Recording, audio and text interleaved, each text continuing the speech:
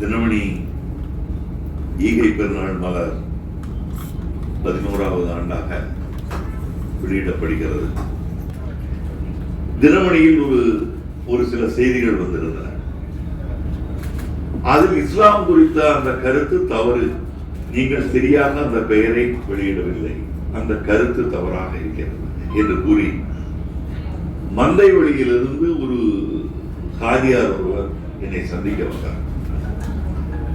இரவு நேரம் நாங்கள் பேசிக் கொண்டிருந்தோம். அந்த காதியார் அவர்கள் சொன்னார், தப்பு தப்பாக நீங்கள் கூறுகிறீர்கள் எங்கள் இஸ்லாமை பற்றி. அப்போது நான் சொன்னேன், நீங்கள் சொல்வது ஒரு வகையில் உண்மையாக இருக்கலாம், ஆனால் நிஜம் என்னவென்றால் இஸ்லாம் மார்க்கத்தை விட்டு வெளியே உள்ளவர்களுக்கு இஸ்லாம் குறித்த புரிதல் இல்லாமல் இருப்பதுதான் அதற்கான காரணம்.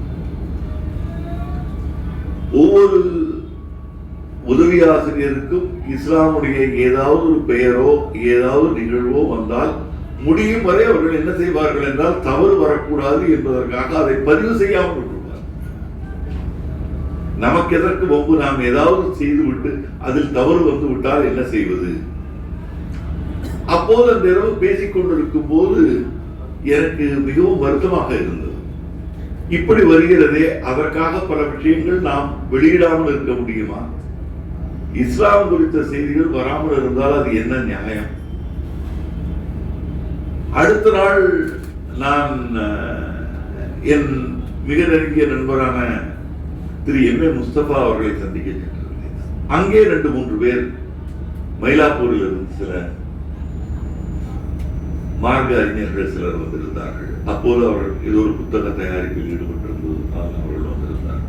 அவர்களிடம் பேசிக் கொண்டிருக்கும் போது நான் சொன்னேன், இந்த புரிதல், இஸ்லாம் குறித்த புரிதல் மற்றவர்களுக்கு இல்லாமல் இருக்கிறது என்கின்ற கருத்து அங்கே மீண்டும் நாங்கள் அது குறித்து விவாதம் நடந்தது. அப்போதுதான் எனக்கு தோன்றியது, இஸ்லாம் என்பது ஒரு மூடப்பட்ட விஷயமாக இருக்கிறது, இது குறித்த புரிதல் மற்றவர்களுக்கு இல்லை. ஆகவே நாம் ஈகை பெருநாள் மலர், முன்பு ரம்ஜான் மலராக இருந்தது, அதை நாங்கள் ஈகை பெருநாள் மலர் என்று மாற்றிய பெருமை நண்பர் பேராசிரியர் காஜாக்கனி அவர்களுக்கும் நிஜாமுதீன் அவர்களுக்கும் தான் சேரும். இதை என்ன செய்வது என்றால், ஒரு தீபாவளி மலர் வருகிறது, அது அனைவரும் படிக்கிறார்கள்.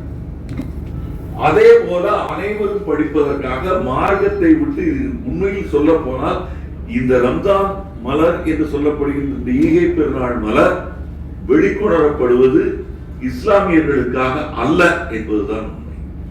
இஸ்லாம் குறித்த புரிதல் இஸ்லாமியர் அல்லாதவர்களை சென்றடைய வேண்டும் என்பதுதான் இந்த மலருக்கு மிக மிக முக்கியமான நோக்கம். இந்த மலரை படித்துவிட்டு, ஓ, இஸ்லாமில் இப்படி எல்லாம் இருக்கிறதா, இதெல்லாம் தான் இஸ்லாமா என்பதை அவர்கள் தெரிந்து கொள்ள வேண்டும்.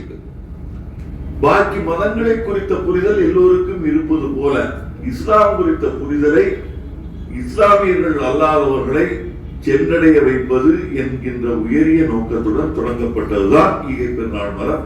அதுதான் அங்கு நடந்தது. அதனால்தான் அந்த மனவேதனையுடன் தான் நான் இருக்கும்போது சர்ஃப்ராஸை பார்த்தேன். அப்போது சர்ஃப்ராஸை கூப்பிட்டே நாம் உடனடியாக இந்த மலர் கொண்டு வர வேண்டும். இந்த மலரில் இஸ்லாமியர்களை விட இஸ்லாமியர்கள் அல்லாதவர்கள் எல்லோரும் கட்டுரைகள் எழுத வேண்டும். அவர்களுக்கு எந்த அளவுக்கு இஸ்லாம் குறித்த புரிதல் இருக்கிறது என்பது தெரிய வேண்டும். இந்த மலர் என்னுடைய நோக்கம் நிறைவேறியதா என்றால் முழுமையாக நிறைவேறவில்லை. என்னுடைய உண்மையான நோக்கம் என்னவென்றால், இந்த ஈகை பெருநாள் மலரை தமிழகத்தில் இருக்கின்ற ஒவ்வொரு இஸ்லாமியரும் ஒரு 10 மலராவது வாங்கி இஸ்லாமியர் அல்லாதவர்களுக்கெல்லாம் அன்பளிப்பாக கொடுத்து அவர்களை படிக்க சொல்ல வேண்டும். அதன் மூலம் இஸ்லாம் என்ன என்கின்ற புரிதலை அவர்களுக்கு ஏற்படுத்த வேண்டும் என்பதுதான் இதனுடைய அடிப்படை நோக்கமாக நான் கருதுகிறேன். அது இன்னும் நிறைவேறவில்லை என்பது ஒரு புறம். இன்னொன்று, இப்படி ஒரு மலர் நாம் கொண்டு வருகிறோமே, இந்த மலரை முதலில் இஸ்லாமியர்களிடம் கொண்டு சேர்த்திருக்கிறோமா என்று சொன்னால் அதிலும் எனக்கு முழுமையான திருப்தி இதுவரை இல்லை. காலப்போக்கில் 11 ஆண்டுகள் தான் ஆகியிருக்கின்றன. காலம் என்பது காத்திருக்க சொல்லு, அதற்கு பெயர் தான் காலம். காத்திருப்பதன் பெயர் தான் காலம்.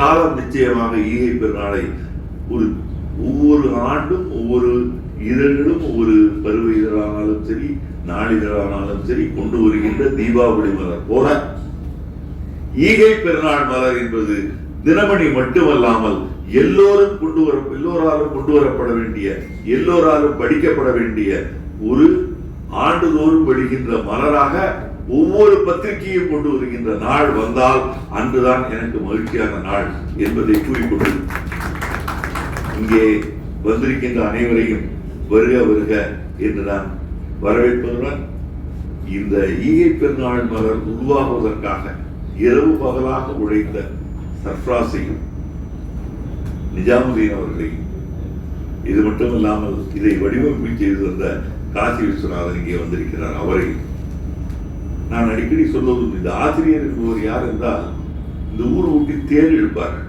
இந்த தேர் இழுத்துக்கொண்டு எல்லோரும் தேரை இழுத்துக்கொண்டு போவார்கள். அந்த தேருக்கு மேலே ஒரு பூசாரி இருந்து அவர் தீபாராதனை காட்டுவார். எல்லோர் பார்வையும் அவர் மீது படும். ஆனால் தேரை இழுப்பவர் அவர் அல்ல, தேரை இழுப்பவர்கள் மற்றவர்கள். ஆசிரியர் என்கின்ற பெயரில் அந்த தீபாராதனை காட்டுகின்றவர் மட்டும்தான் நான். இந்த தேரை இழுத்த பெருமை முழுக்க முழுக்க சர்ஃப்ராஸையும் நிஜாமுதீனையும் நமது காசி விஸ்வநாதனையும் அங்கே எங்களுடைய இதழிகளில் வேலை பார்க்கின்ற நண்பர் பாவைச்சந்திரன் ஆகட்டும், நண்பர் நந்தகுமார் ஆகட்டும், அவர்களையும் தான் சேர்ந்தே தவிர என்னுடையது மேற்பார்வை பார்த்த பணி மட்டுமே. ஆனால் இவர்களை பின்னால் இருந்து இயக்கிய ஒரு பெருமை என்று சொல்வதை விட ஒரு அதற்கு என்ன சொல்வது, பின்னால் இருந்து இயக்கியதில் கிடைத்திருக்கின்ற ஒரு மகிழ்ச்சி அடைந்தவன் நான் என்று கூறிக்கொண்டு 2026 ஆண்டுக்கான 11வது ஈகை பெருநாள் மலரை இங்கே உங்கள் முன்னால் அறிமுகப்படுத்துவதில் நான் பெருமிதப்படுகிறேன் என்று கூறி விடைபெறுகிறேன். நன்றி, வணக்கம்.